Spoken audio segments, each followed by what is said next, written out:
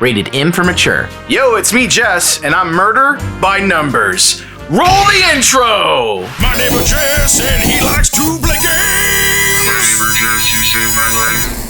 Put your Sherlock hat on, get your magnifying glass out, and blow it out your bubble pipe, gang, because we're solving some mysteries. We're playing Murder by Numbers, not the Sandra Bullock Ryan Gosling movie. This Murder by Numbers is a 90s themed murder mystery visual novel with loads of paint by numbers puzzles. In a style similar to the popular Ace Attorney series, the story unfolds over a set of murder cases where you'll interview suspects, investigate crime scenes, look for clues, and ultimately figure out who done it. To discover the clues, you're prompted with a Picross, pixel art logic puzzle. These are very addictive and super satisfying to solve. Text and puzzle games are chill and laid back to play, so I figured this gives us an opportunity to add an extra layer. Since Murder by Numbers is murder mystery driven, I like to toss in some chilling and heinous factoids about true crime and unsolved murders and mysteries. You know, really strong conversation starters for public gatherings. And to do this, I'm gonna get by with a little help from my friends. I've asked them to leave me some voice messages containing some random murderous factoids that I plan on listening to while I'm solving some mysteries of my own. Fair warning, knowing my friends, this is gonna get dark and disturbing real fast. And I mean dark. Murder by Numbers, true crime, unsolved mysteries? What are we waiting for, killer clowns? Let's Mr. Do This. Roll the game footage! Murder by Numbers follows Honor, a detective TV show actress who becomes a real-life detective when there's a murder at the studio. Honor meets a robot with amnesia named Scout, and thanks to his image reconstruction technology, they become friends and partners forever. Or do they? Clues are revealed throughout the game as Picross puzzles. See the numbers on the grid? They dictate how many squares are colored in each row. So after some process of elimination, some logic, and a little basic math, some pixel art appears. Those aren't car keys, that's a tampon.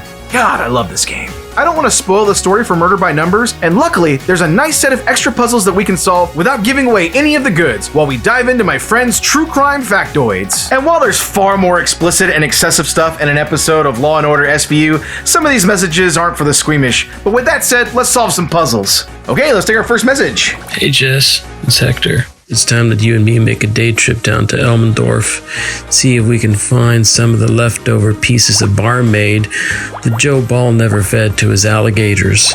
Ooh. See, they only found 2 bodies, but he might have killed around 30. Ooh, 30 alligator bodies. Oh, let's look this up. Oh yeah, Joe Ball was also known as the Alligator Man and the Bluebeard of South Texas. Yeah, and he sounded familiar because he was inspiration for the Tobe Hooper movie Eaten Alive, rated R. Legend has it that one of these alligators ate Joe Ball's hand and swallowed his alarm clock. And if you go out wandering out in the South Texas swamps, you can still hear his alarm clock hand ticking to this day. Tick-tock, tick-tock, tick-tock. Or at least that's what Hector said. Thanks, Hector. Okay, taking another message. Hey, Jess, this is Forrest, and all I got to say is if the Aero upholstery woman committed some kind of horrible, heinous murder, she would totally get caught for it, because she would absolutely return to the scene of the crime. Yeah. 3 times. Yeah, beautiful. Truly criminal. The Aero upholstery lady is a San Antonio, Texas legend. She was this old lady in this old commercial where she was so excited about the savings, she would tip down her glasses and say, "Well, I've gone back 3 times, haven't I?" They ran this commercial for decades, and legend has it that it predates man in time and space itself. And if you flip it to Channel 5 at exactly 10:43 a.m. in the morning, there's a small chance you might see her one more time. I've gone back and murdered 3 times, haven't I? Thanks, Forrest, for beckoning her call. Okay, let's do a message. Hey, Jess, it's Tori. Did you know that the notorious B.I.G. was killed in a drive-by shooting in Los Angeles in 1997? I'm just saying, they're killing music. What if they're killing all the rappers because they're speaking the truth? Like, what if bitches really are crazy? Ooh. I have to go. Bye. So yeah, Biggie, Tupac, 2 huge celebrity murders, and technically unsolved. There's books, films, years of investigation, conspiracy theories, dead witnesses, and suspects, but in the end, no definitive answer to who's they. Who's they? Rivalry gang gone wrong? Corrupt cops? Lizard shadow people? Thanks, Tori, but I think it's best that we don't dig any more into this, because digging causes holes. And you know what they say about holes? Well, see, there's that they again thing. Who's they? Who's they? Boom! First puzzle is down, and it's a plant. All right, well, on to the next puzzle. Message time! Hey, Jess, this is Christy from Killer Fun Podcast, and I heard that you were looking for unsolved murders. Well, here's a cool one called the Texarkana Moonlight Murderers. So the murderer in that case has never been apprehended, and they probably never will be since it happened in 1946. They called that killer the Phantom Killer or the Phantom Slayer, and he only killed people in Texarkana on weekends between February 22nd and May 3rd of 1946.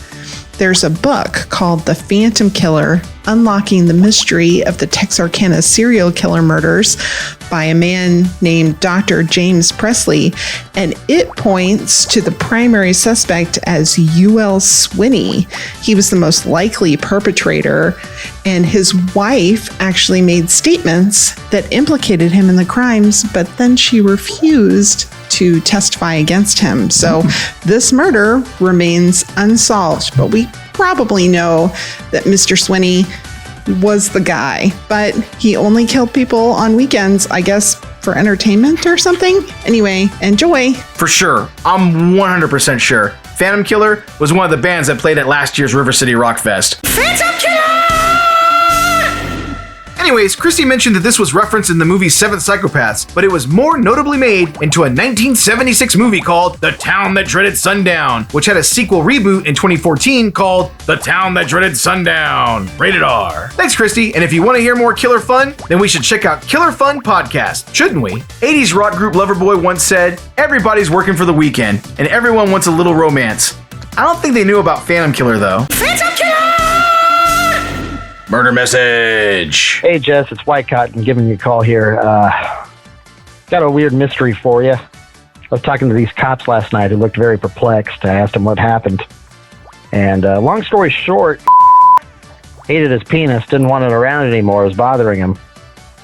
So he took an incense stick, put it in the only place that an incense stick will snugly fit the human male body. The dick hole, Jess. It's the dick hole. Man put an incense stick in his dick hole, lit it on fire, burned an inch down inside his dick hole, Jess. It's a slow burn, Jess. It took a while. Good news, bad news. Good news is it burned inside. The bad news is he still has his dick. Well, this is where we get to the mystery, Jess. Talking to these cops, they looked very upset. I asked them what the sin of the incense was, and they didn't like that question, Jess. Actually, they were very upset with that question. They didn't know, or at least they wouldn't tell me. And I gotta be honest, Jess, I can't let this go. I don't know what scent he used. Like when you pick out incense, you usually pick it out for an occasion. What scent goes with burning your dick hole? Jess, this bothers. I don't know what to do about this. I can't get it out of my mind. So I'm gonna do some research, Jess. But if you have any ideas, let me know. I'll hit you back. All right, call you later. Incense flavors to burn your dick to, which is one of my favorite Throbbing Gristle albums, by the way. We got Patchouli, Dragon Snow, Indian Summer, Blue Oyster Cult, Blue Bonnet Ford, Blue Billy Ocean, Blue Sky. I think I just like blue scents.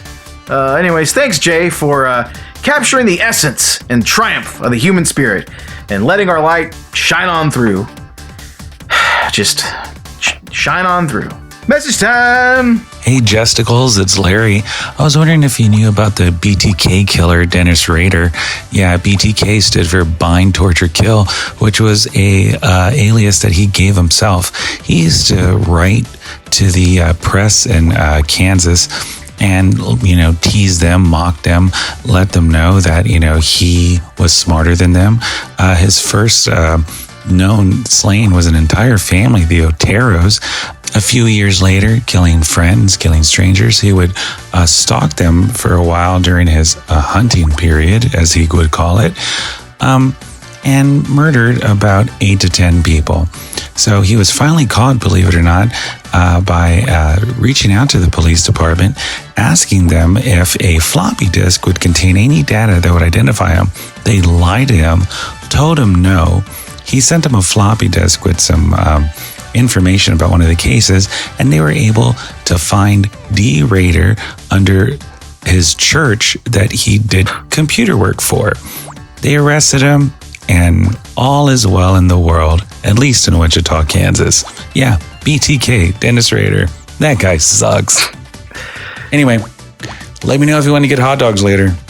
Hot dogs? Nah, fool. Let's go to Burger King and get some Whoppers. So, yikes. Without getting to the details, the first set of BTK murders were in 1974, and he wasn't arrested until 30 years later in 2005. The police got the name Dennis Rader from the floppy disk, but the piece of evidence used to detain him, DNA sampling from his daughter's college pap smear. Yeesh. The BTK killer loosely inspired the Tooth Fairy. He was the killer in Red Dragon, which was the Hannibal Lecter novel, and that book was made into a movie twice and provided some basis for the TV show Hannibal. Thanks, Larry. Did you know they used to call me the BK killer because I can plow through 4 Whoppers in one sitting? True story! Boom! Another puzzle down, and it's a robot arm. All right, let's clamp down on that next puzzle. Message time! So there was this guy named Harry Leo Crawford who was convicted of burning his wife Annie alive. Are you hearing me, Jess?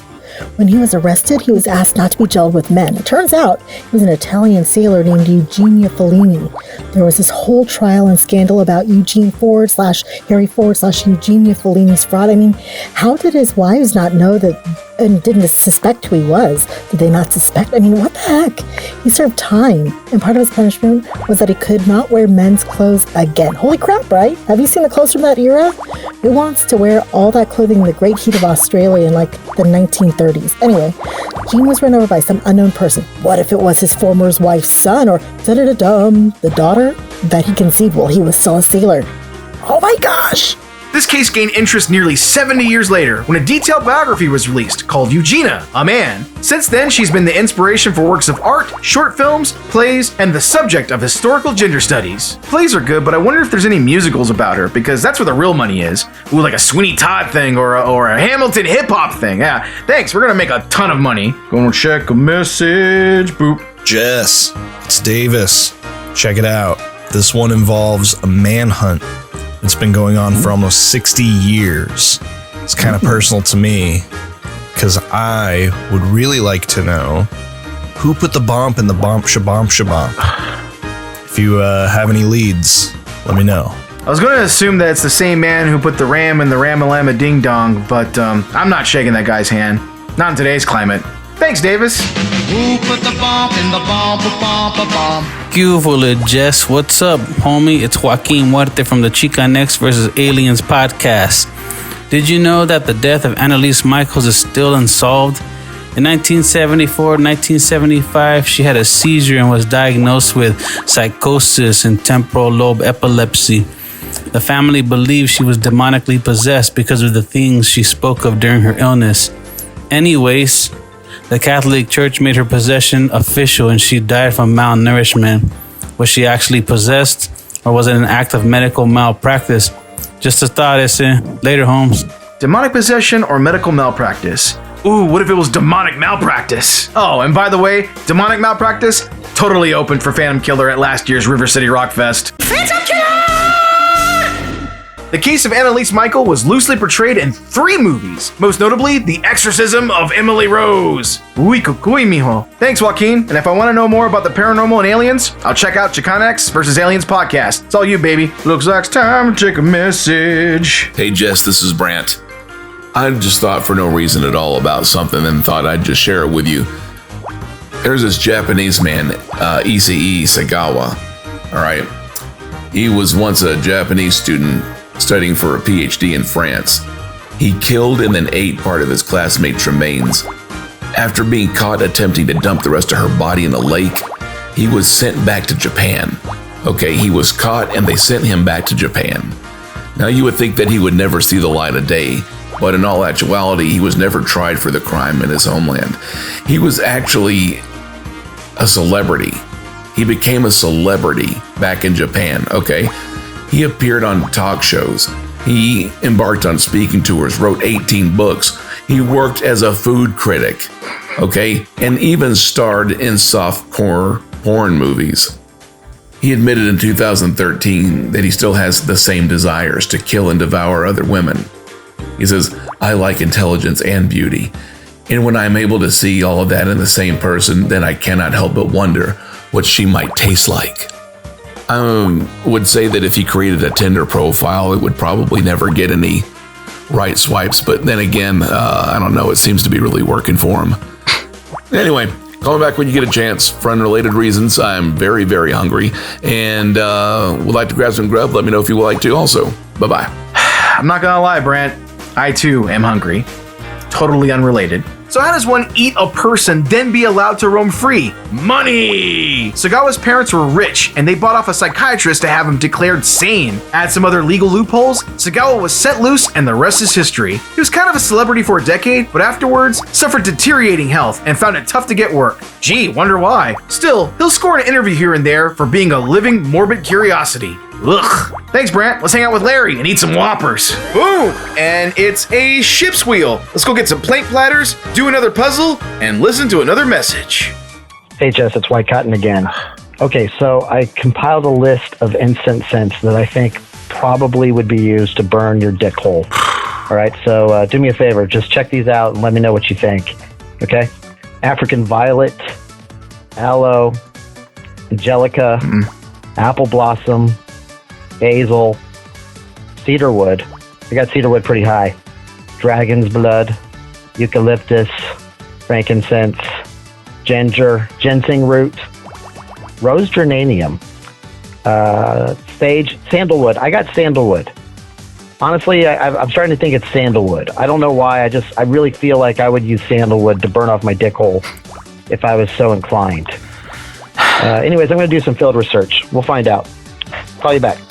Incense flavors to burn your dick to, part 2. Pocahontas, Zorn Hub, Chimichurri, Juice Lee, Omar's Coming, Juniper Ascending, Africa Zumbada. I think these are just strands of weed. Anyways, thanks again, Jay. Killing people with my messages. Hey, Jess, what's up? This is Regan. You know I love bugs, so did you know that on October 24th, 2007, a man who was convicted 61 years ago of a hideous murder of a 12-year-old girl was exonerated? But it took a few hundred flies and the science of forensic entomology to win his freedom. Stephen Truscott was only 14 years old when he was sentenced to life in prison in Canada for the murder of a childhood friend. And initially, they set the time of death by the contents of the victim's stomach.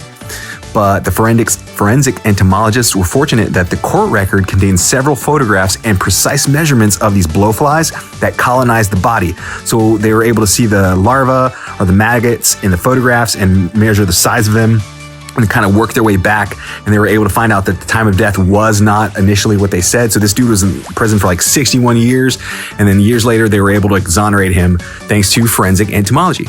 And they say that all these years later, the dude Truscott, who is technically free and not guilty, but he hasn't been declared innocent of the murder that science said that he could not have committed. So technically, the murder is still unsolved. Ooh. But thanks to bugs and stuff, he is able to be free. Speaking of bugs, hey Regan, let's hang out with Brant and Larry and get some Whoppers. So yeah, that's amazing stuff. There was an episode of Dirty Jobs that kind of tackled this. There was a farm specifically used for entomology and forensic studies where they placed dead pigs in various places and weather conditions, and they studied the decomposition process over several periods of time. So basically, studying the maggots and other creepy crawlers gets them accurate time of death estimates. Thanks, Reek, for being our local bug doctor. Message time. Hey, bro. Hey, you ever heard of the Zodiac dog? Yeah, this fool was like sending ciphers, but not like hip hop ciphers, like coded messages to like the San Francisco news. And like he murdered people with a gun, he murdered people with a knife, he wore a bag on his head. It was crazy, man. And like friggin' Mysterio was a cartoonist that was trying to catch him, and he was telling Iron Man, like, help me out. But then friggin' Incredible Hulk and Revenge of the Nerds were the real cops, and guess what, bro? They never caught Ted Cruz ever. So let me know if you ever heard of this before, because I haven't. Well, that was my cousin Vaughn, who wasn't talking about the actual Zodiac killer. He was talking about the David Fincher film Zodiac, which is about the real Zodiac killer. And he's right. The movie did star Mysterio, Iron Man, and the Hulk. When he's right, he's right. Thanks, Vaughn. Oh, hold on, we're getting a call here. Hello, this is a prepaid collect call from... Dude, don't hang up. An inmate at Florida Correctional Institution. To accept charges, press Oh, no. That's fine, I'm good. Murder message coming up now! Hey Jess, it's me, Amber. Did I ever tell you about the Cecil Hotel? It's this really old historic hotel in downtown LA. And there was this one time back in 2013 where the guests were complaining about the water tasting funny and smelled funny and was gross. And so maintenance went to go look into it and went up to a water tower and found the body of a college student from Canada that had been missing for several days, just floating in the water. They started looking into it to figure out how she got into the water tower, which, by the way, all the guests were drinking like decaying body water. And they couldn't figure out how she got there. There was no way she could have logically got there without tripping an alarm, needing a code, or needing assistance from somebody. And it's kind of super weird. So in addition to that, it also brought up these like eerie parallels with this other homicide that happened near there with Elizabeth Short, better known as the Black Dahlia, who was also last seen alive at the Cecil Hotel. And both of their murders are still unsolved. The Black Dahlia obviously was found mutilated in a field. This chick was found floating in the water tank at the hotel, but they were both last seen alive there.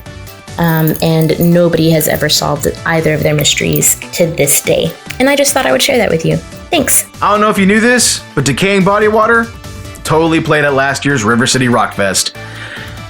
River City Rock Fest. Man, that was a good show. River City Rock Fest, coming this 2019 to crush your skull with loud ultrasounds for the underground. Hitting the stage with a metal lineup. Murder by numbers, demonic malpractice, phantom killer, decaying body water, lizard shadow people, dragon snow, juice me, corpse board, demon wood dead, salacious crawl, bloody hatchet move, mastication, and death tone.